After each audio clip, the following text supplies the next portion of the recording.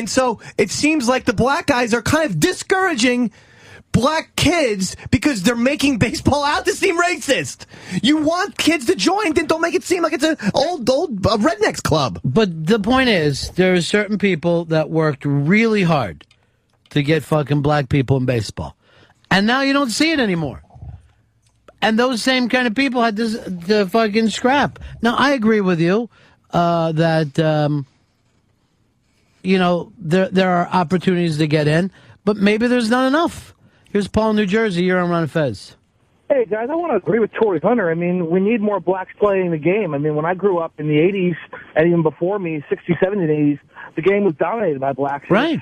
It's a better game. I mean, I know Dave's the Yankees, 3-run homer. Was it? Doesn't like station to station, doesn't like fundamentals. You're an American League guy. I understand, Dave, but it's a good game when there's athletic guys running the bases, fielding the game well. I know as an American League guy, you need a DH and a bunch of guys that hit 30 home runs, 1 through 9 in the lineup. Well, I don't like you that, have me Dave. pegged all wrong. No, that's exactly you. I love a 5-tool player. That's exactly you. You don't understand the 90-foot game. And you cannot say that the game was at its most popular in the 60s and 70s.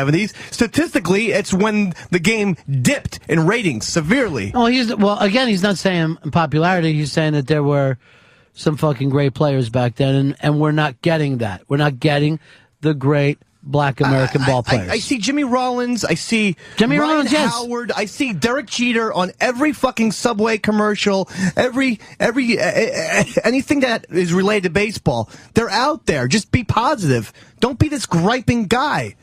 Because that doesn't help anything. You should highlight the fact that you have great African-American players in the game right now, today. If you highlighted that, more black kids are going to be inspired. I don't think they will. I don't think they will.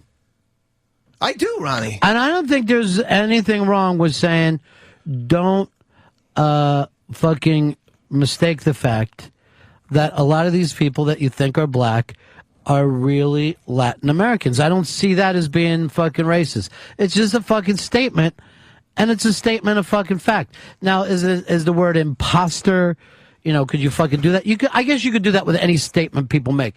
And again, it comes back to everything I hate about sports journalism and fucking sports reporters. As soon as a guy says the way he feels, oh, fuck, the skies open up and the rain comes down, it's racist, we don't need...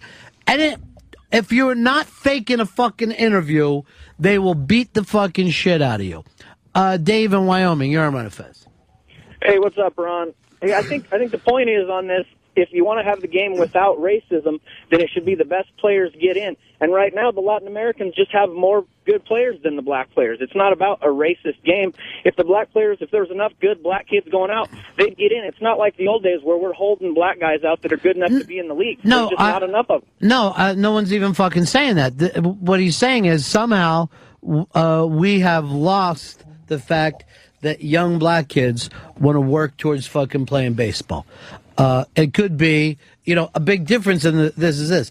If you happen to grow up in the Northeast and you're a kid who plays baseball, you're going to get to play 3 months out of the year. Yeah. So you have to then compete against kids who grew up playing 12 months out of the year. It's their fucking game now. Yes. Now, a lot of families will then move their kids. When they have a little kid, move to fucking Florida and just go, let me, fucking try to get my kid to be able to play a lot. But it's fucking ridiculous to think that exactly what the guy is saying isn't true, that we're losing the fucking black ball player. Frank in New York, you're on Ron and Fez. Hey, boys. Another part of it is the economics of the sport. In order to play baseball, you need a glove that costs money, a bat. You need the ball. With basketball, you have a ball. There's courts all over the place. You play ball. The only thing that's a little different is football, where you need a lot more equipment. The kids get into that later when they're, playing high school ball and stuff like that. Kids who play peewee ball, they're, come high school age, they're in the minority. Well, yeah, and quite frankly, if you don't get to some of the kids before a certain age, they're never going to be good enough. We have a big fucking thing now with some of these young kids are being looked at when they're like 10 and 11 in basketball and football. colleges are now looking at really young kids and making them offers. And we think that that's just fucking freakish.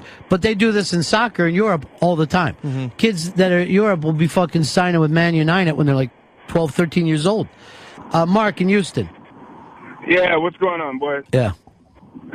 Man, for me, it's just that I think it was his vocabulary is very limited. And, like, the bigger issue to me is that they're just not developing American talent. They're not spending enough money on American talent. Dave mentioned RBI. They don't spend as much money on RBI as they do on these camps they have, these little academies they have in Venezuela. The Astros, our hometown team, they don't have anything in the inner city here, but they have this big Venezuelan camp. So they're spending a whole lot of money on developing foreign players, and then we go to the World Baseball Classic and get the shit beat out of it. And we deserve to get the shit beat out of us because we don't look inside anymore. They won an international game, and that's what we have. But here's the interesting thing, Mark. You've gotten that out of what he said, but everybody else wants to call him a racist because, like he said, he gets asked the question, he answers it, and now we have to act like something's wrong with the world, where fucking Dave is saying, well, why don't we fucking, why doesn't he shut his mouth, blah, blah, blah. He has to answer questions. He didn't come out and give a speech on Latin Americans versus African Americans. He didn't give that speech. He answered a fucking question. Not a lot of black guys playing a game of baseball. Oh, don't be fucking fooled when you see a black face, because these are not African Americans. That's all he basically said. Let's go over to my good friend, Earl Douglas, an actual African American. How are you, Earl? Buddies, how are you? I don't know whether you're keeping up with this story coming out of California with Tory Hunter. Have you heard about it, Earl? Yes, I read it, and it's, everything's about context these days. Right. So you see something in writing, you think that's what they actually meant. I mean, Tory Hunter is probably like the biggest ambassador for the game, particularly within the black community. I think he has a foundation to try to bring more blacks to the game or back to the game. So when he was saying that, it was totally and completely out of context. Well, I can only go by the story that was printed. Well, do you think that that's enough before you make this thing? You're using the word racist? Yeah, no, I don't care what context it is. Come on, calling people imposters? What the hell? He means an imposter way of thinking if you think that you're looking at a black guy. What does that matter? It matters if you're, like Earl said, your focus is to get more kids, black kids, to play the sport of baseball. Makes fucking total sense to me. That's how you go about it, Earl? And that, go back. I mean, again, and Tory Hunter, I mean, as fierce as a competitor as he is, he's also, he's pretty, I guess I'd say lighthearted. He has a good sense of humor about things. He didn't, I followed the guy's career enough to say, that would never come out of his mouth like maliciously. He would never say that. I mean, come on. And, he's playing for a very family-friendly team in the Anaheim Angels. You think he was going to say something like that and not have a smile on his face when he said it? He never said it. He said, and what about the quote that he also thinks baseball's signing Latino Americans more because they'll sign for, quote, a bag of chips? Well, there's a lot of truth to that. It's in the same. Is it fucking wrong for American workers to get pissed off over, let's say, Asians who are willing to do the same jobs for $1? The kids down in these islands have no fucking money whatsoever. They don't have a TV at their house. They don't have a computer. Their family, their community says, you have to work at fucking baseball. Not play baseball. You have to work at baseball. And then maybe someday you can, invest money back into this. Dave, GMs and scouts have basically said the same thing. They said, if you can go down to the islands, you can bring back 4 players for the price of 1 American player. I'm not even saying a black player. You can go down there and basically... It's just simple economics. Yeah, but if they can play, they can play. No one's going to make a Major League Baseball player, a Major League Baseball roster if they can't play baseball. All right, but in the same fucking thing, could you take a kid in fucking, let's say Indiana, some fucking little 8-year-old kid shows some real promise to play baseball. Could you say, we're going to take him away from his parents, he's just going to play baseball every fucking day, he's not going to do anything else, and then maybe one day he'll make money. We don't know, though.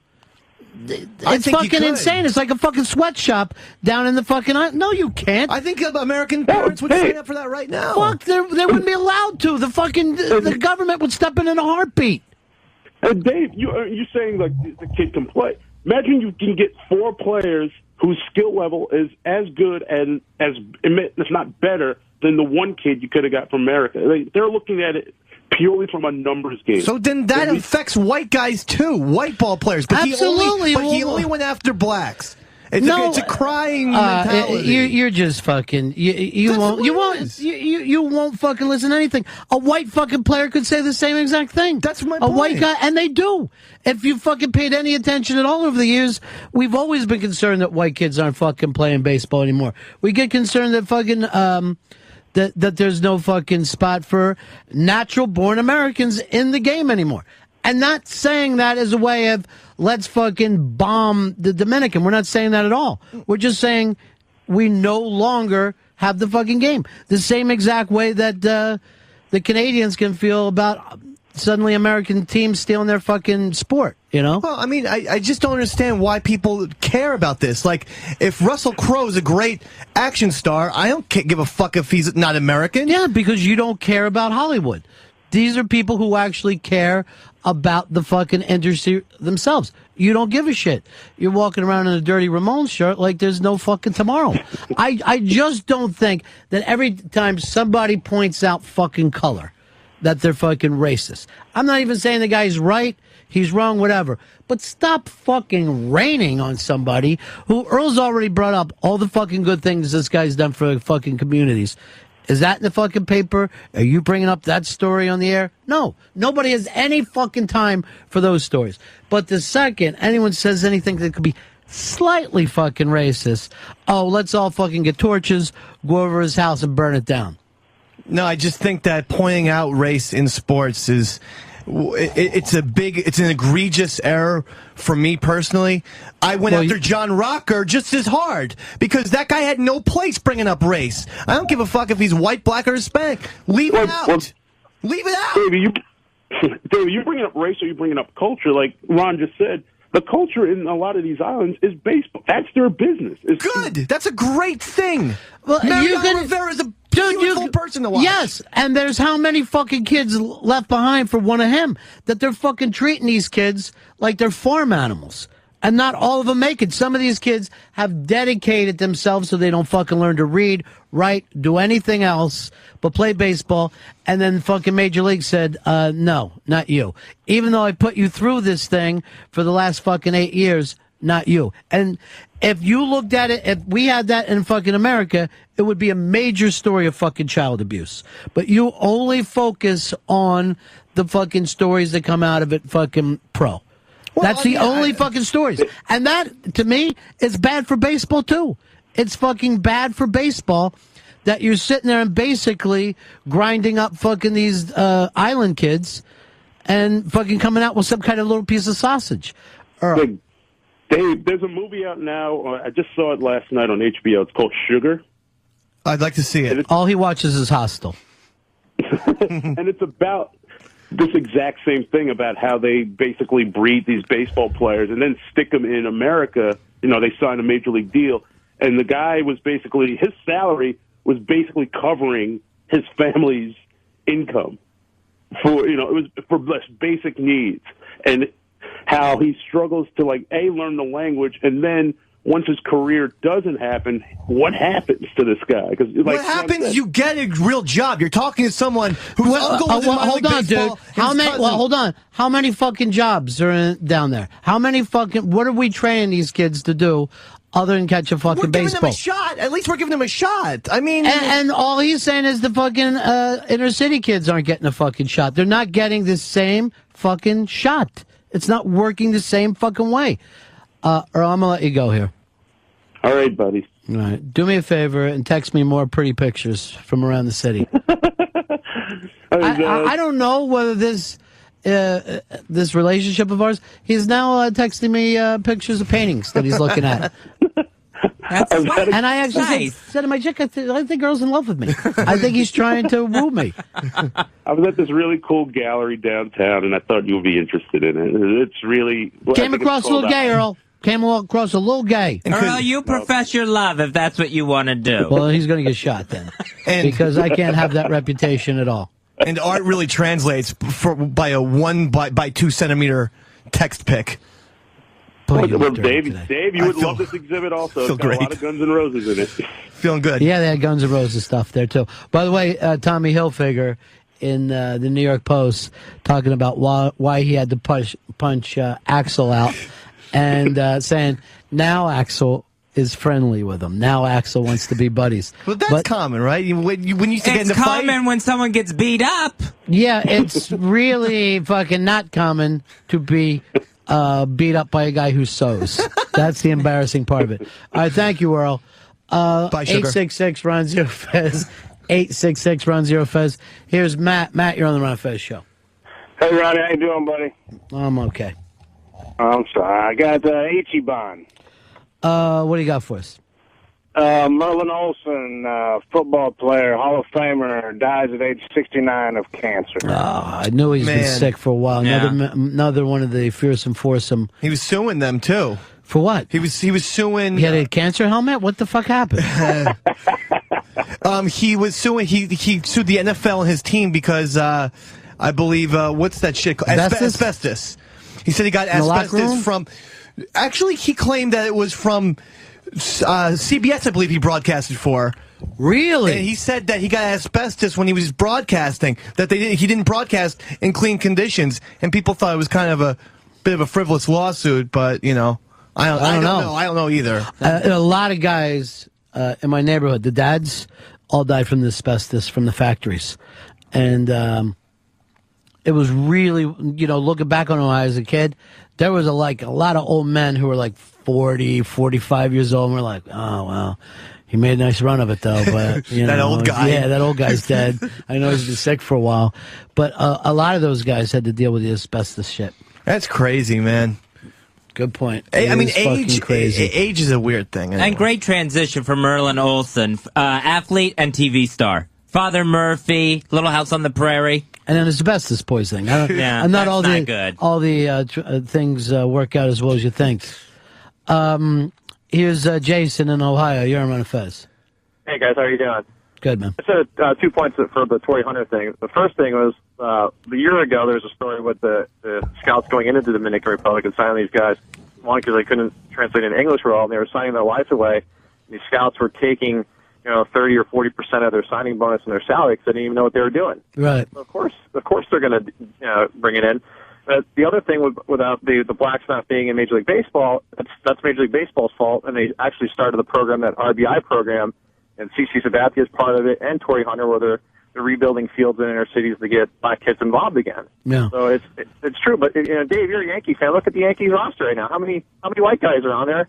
How many black guys and how many of them are Earl from North America? Dave doesn't see color. He only sees what the Steinbrenner family wants him to see. There are a lot of black guys on the Yankees. And who cares? They're imposters. Dave, Maryland, you're on Ron and Fez. Hey, what about the American Samoans? They put more people in football than anybody else. Every male is put to a football program. I saw a thing on, I guess it was HBO Sports about this. Yeah, I saw the same thing. It's insane how small these islands are and how they start playing football at a really young age. And they've kind of intertwined it with this Samoan warrior thing that they have in their past. So they go through this kind of like ritual and all, and then instead of going to battle, they play football. And these islands are so fucking tiny. Right. And then in the middle of this, you'll just see people living with this fucking, in kind of roofs. Some of them don't even have walls and shit, just thatched roof. And the next of it, this big gaudy McMansion that somebody's Samoan son fucking bought them. And you're like, you can't even, you're just in the same neighborhood as everybody else. It's fucking intense over there. But it's crazy how many Samoan football players we have now. You would be surprised how small those islands are.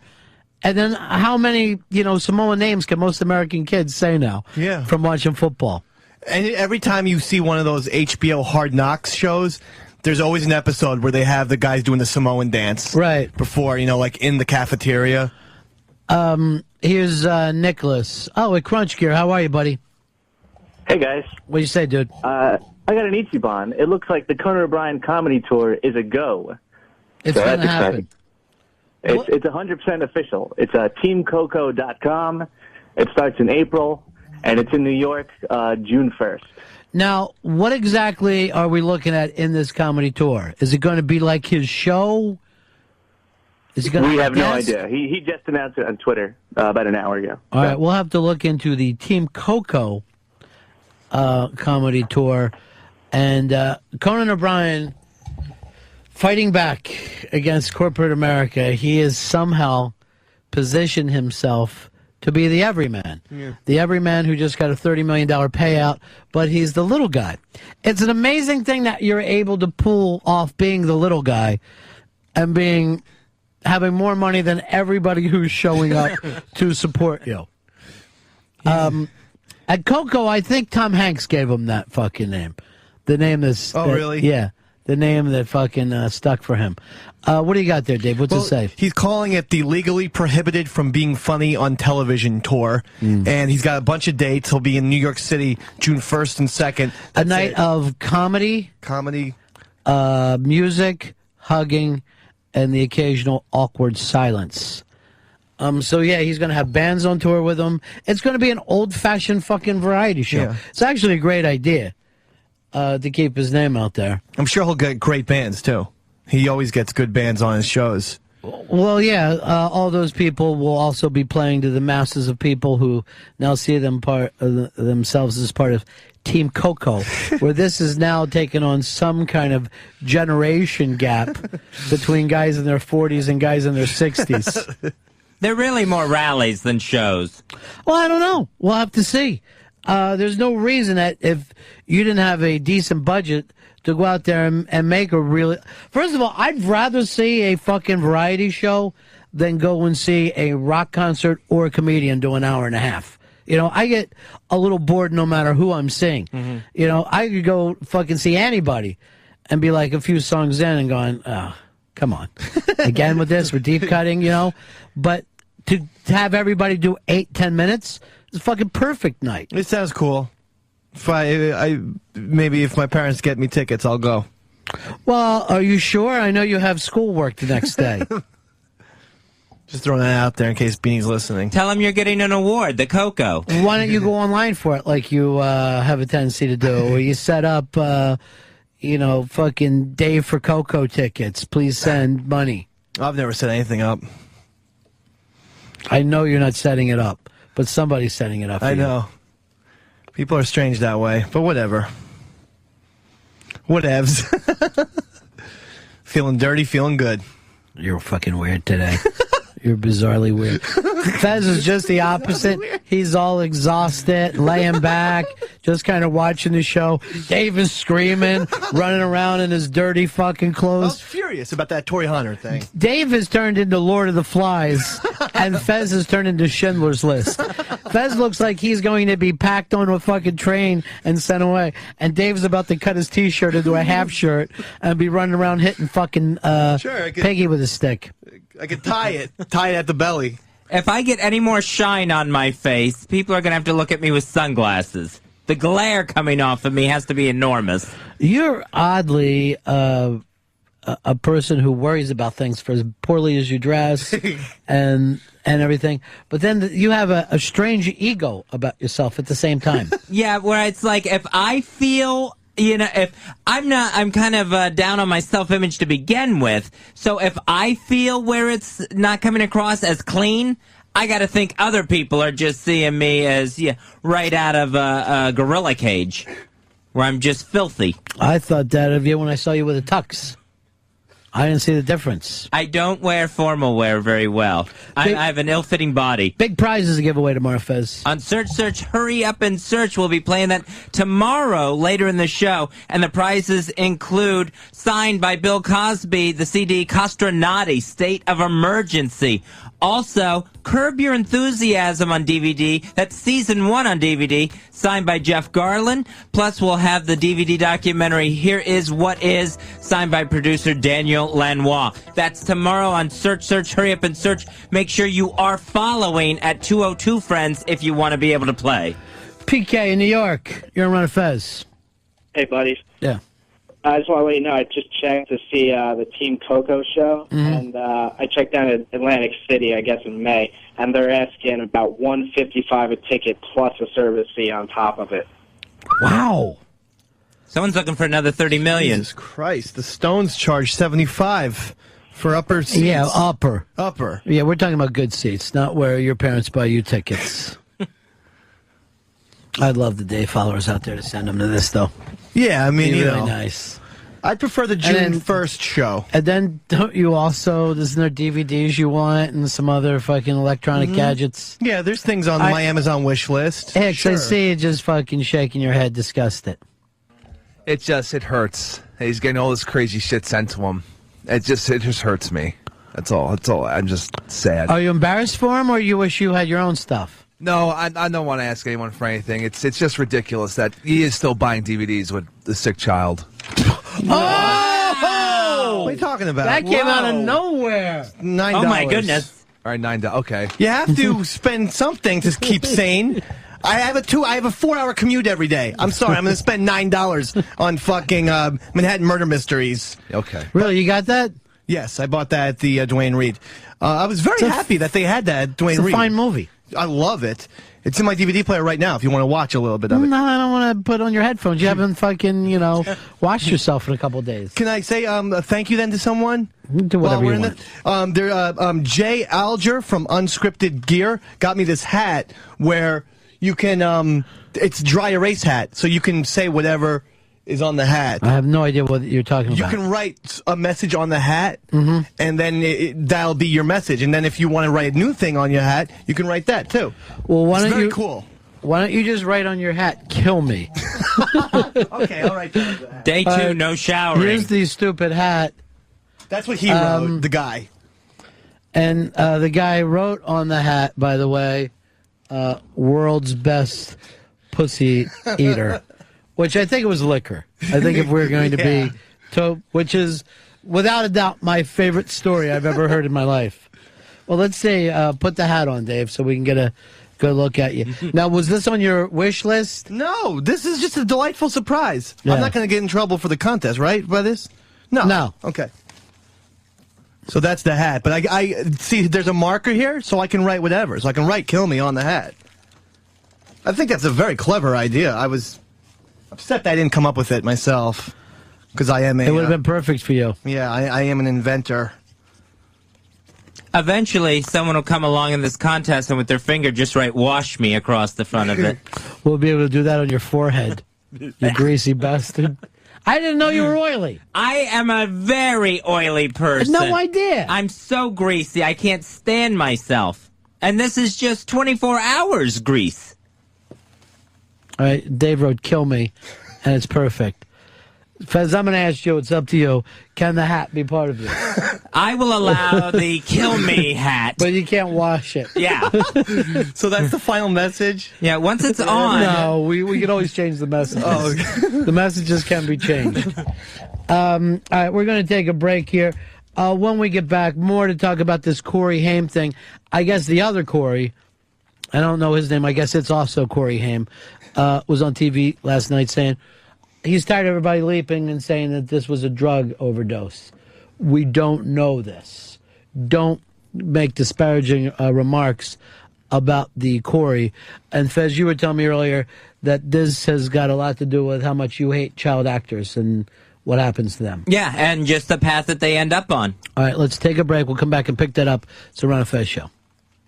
Sirius 197, XM 202. The virus. Connect with Ron and Fez. 866-RON-0-FEZ. 866-766-0339. It's AshleyMadison.com. Now, let's say you're in a marriage. You're there, but you're not happy. You're not getting everything you want out of your marriage. Your wedded bliss, the bliss is gone. You're looking for something extra, but you're not willing to go ahead and leave your spouse to pursue it. But you do need something. You want your cake and eat it too, Fez. Mm-hmm. And this is what you get at AshleyMadison.com. What do you get exactly?